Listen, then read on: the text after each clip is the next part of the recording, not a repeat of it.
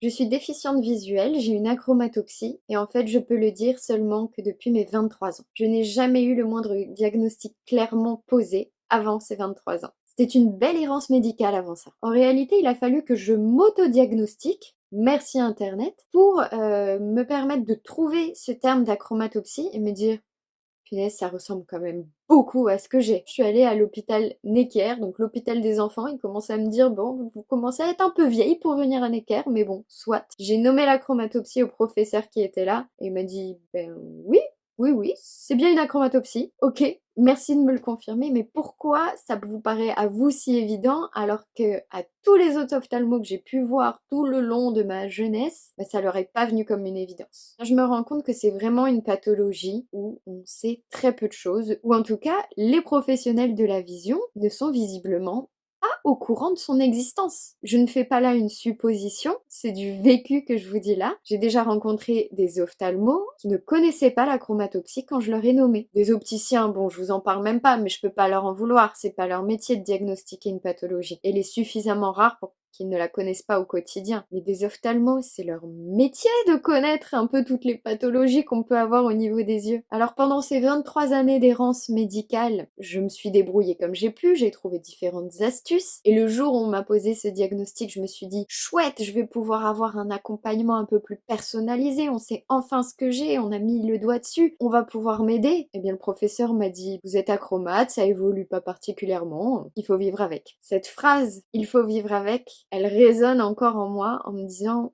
bon bah au final, diagnostic ou pas, ça change pas grand-chose à ma vie de tous les jours. Je ne suis pas aidée plus que ça, et en réalité, quand on fait des recherches sur Internet, on trouve pas grand-chose. C'est donc en grande partie pour ça que j'ai eu la volonté de faire mes vidéos sur les réseaux, parce que j'avais envie de donner de la visibilité à cette achromatopsie pour que n'importe qui puisse connaître cette pathologie, mais avant tout et surtout les professionnels de la vision. Si vous en êtes et que vous passez par là, coucou les achromates, on est là.